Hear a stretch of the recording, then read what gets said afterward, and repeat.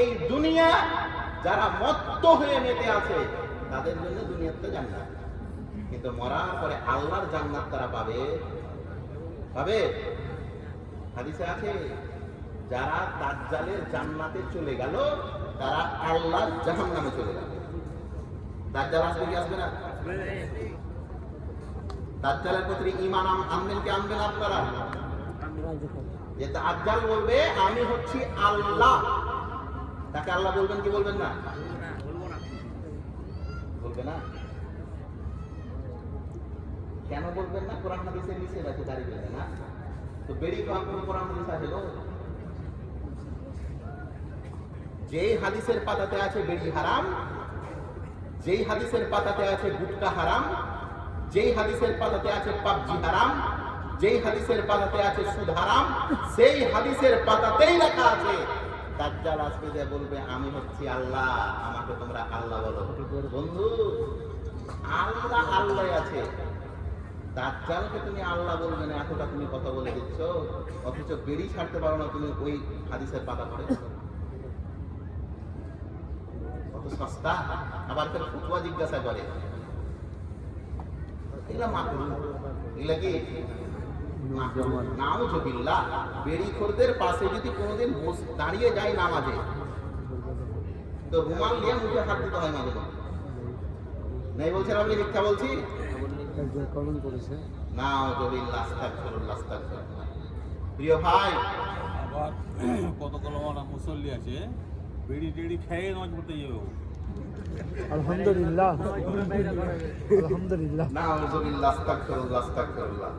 শেখ আবার ইলমে ইজাফা করলেন। প্রিয় ভাই শুনেন,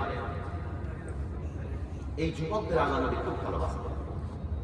এই যৌবনই তো আল্লাহর পথে ব্যয় করার একটা নির্ধারিত সময়। নবী মুহাম্মদ রাসূলুল্লাহ সাল্লাল্লাহু আলাইহি ওয়াসাল্লাম বলেছেন, ইবতানিল খামসান ক্বাবলা খামসান। পাঁচটি জিনিসকে পাঁচটি জিনিসের পূর্বে মূল্যায়ন, দাম দাও। আজকে যৌবন আছেন আপনি, আজকে যুবক আছেন আপনি, আল্লাহর কসম করে বলছি, সাজদা যদি আজকে আপনি আল্লাহকে না করেন, মসজিদে যেয়ে দেখেন অনেক লোক আছে নামাজ তো ঠিক পড়ে বৃদ্ধ অবস্থায় চেয়ারে বসে, আল্লাহ তার সিজদার অধিকার কেড়ে নিয়েছে। কেড়ে নেয়নি? বুড়া মানুষেরা কি করে? অনেকেই চেয়ারে নামাজ পড়ছে না, নামাজ তো পড়বেন কিন্তু সিজদা করার ক্ষমতা আল্লাহ আপনার কাছ থেকে কেড়ে নেবেন। আল্লাহ নবী বলছেন, পাঁচটি জিনিসকে পাঁচটি জিনিসের পূর্বে মূল্যায়ন করো। পাঁচটি জিনিসের মধ্যে কি? প্রথম, আল্লাহ নবী বলছেন, শাবাবাকা ক্বাবলা হারাম।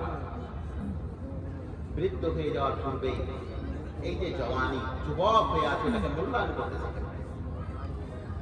আজকে যৌবন, এই সময়টাকে যদি দিনের কাজে অতিবাহিত না করেন, বৃদ্ধ অবস্থাতে আপনি পারবেন না। এই যৌবন কালেই তো নবী মুহাম্মদ রাসূলুল্লাহ সাল্লাল্লাহু আলাইহি ওয়াসাল্লামের স্বপ্নের মদিনা, ইসলামী রাষ্ট্র কায়েম, ইসলামী রাষ্ট্র কায়েম করেছিলেন আল্লাহর নবী এই যুবকদের হাত ধরে। দুইজন তরুণ, আসআদ বিন জুরারা এবং মুসাইব বিন উমাইর, এই দুইজন মার্দে মুজাহিদকে আল্লাহর নবী মদিনা পাঠিয়েছিলেন, আর মদিনাতেই দাওয়াতের কাজে এই দুইজনকে নিযুক্ত করেছিলেন। আজ এই যৌবনা যুবক আমাদেরকে, আমাদের জাতিকে ধ্বংস করেছে। প্রিয় ভাই শোনেন, ইতিহাস শোনেন, এই যৌবন কাল নবী মুহাম্মদ রাসূলুল্লাহ সাল্লাল্লাহু আলাইহি ওয়াসাল্লাম যুবকদের যেমন ভাবে ভালোবেসেছেন, আর বাঁচতেন না কেন জানেন আপনি? আমাদের নবাব সিরাজউদ্দৌলাকে চিনেন কি চিনেন না আপনারা? চিনেন? আচ্ছা, এখানে একটা আপনাদের ইলমে ইজাফা করি। আমরা মনে করি যে আমরা মনে করি যে হাজারদুয়ারি নির্মাণ করেছেন কে?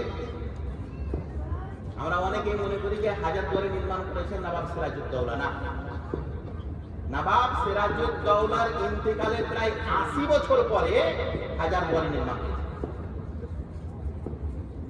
এই নবাব সিরাজউদ্দৌলা একজন মুসলিম মার্দে মুজাহিদ, 23 বছর বয়সে পলাশির যুদ্ধ। আমরা জানি কি জানি না পলাশির যুদ্ধ? রাহুল ভাই অনেক কথা বলে গেলেন।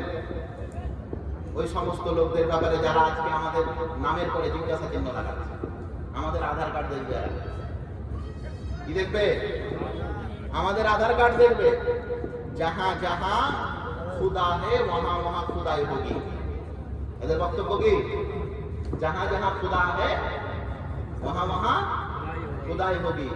খুদাই করিও করিও বন্ধু, কিন্তু সূরা ফিলটা একবার পড়ে নিও। কি পড়ে নিও?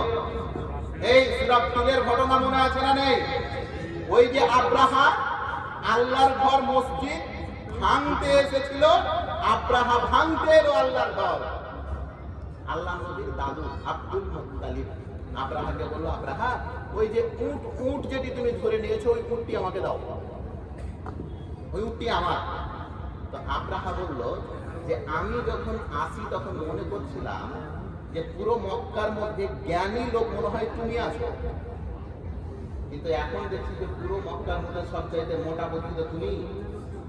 আল্লাহ নবীর দাদু আব্দুল মুত্তালিব বললেন, কেন? আব্রাহা সেই দিন বলেছিল, আমরা কাবা ভাঙতে এসেছি, এটা তোমার মাথা ব্যথার কারণ নয়, তোমার কয়টা উট ধরে নিয়েছি এটাই তোমার বেশি টেনশন। আব্রাহা সেই দিন যে কথা বলেছিলেন, আজকে আমরা এই বাতিল শক্তিকে ওই কথাই বলতে চাইছি। আব্রাহা বলেছিলেন এই উটের মালিক আমি, আর ওই ঘরের মালিক যিনি আকাশে আছেন।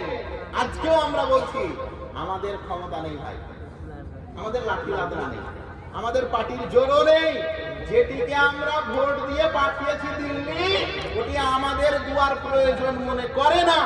তারা তো এখন কালী মায়ের কাছে গিয়ে আশীর্বাদ করে। দুয়া দেওয়ার কাজ হয়ে যায়, কি হয় না? কাজ হবে না। সর কাটা সকতে হ্যাঁ, হাম সর ঝুকা সকতে নেই। তাদের সঙ্গে আমাদের পার্থক্য তাওহীদ এবং শিরকের। কিসের পার্থক্য? তাওহীদ এবং শিরকের। এটা রক্তের কোনো দ্বন্দ্ব নয়, এটা আদর্শের দ্বন্দ্ব। কিসের দ্বন্দ্ব? আদর্শের দ্বন্দ্ব। আমাদের হিন্দু ভাইদের সঙ্গে আমাদের কোনো সমস্যা নেই। কোনো সমস্যা আছে না? আল্লাহ নবী কোনো সমস্যা বলেনি তাদের সঙ্গে।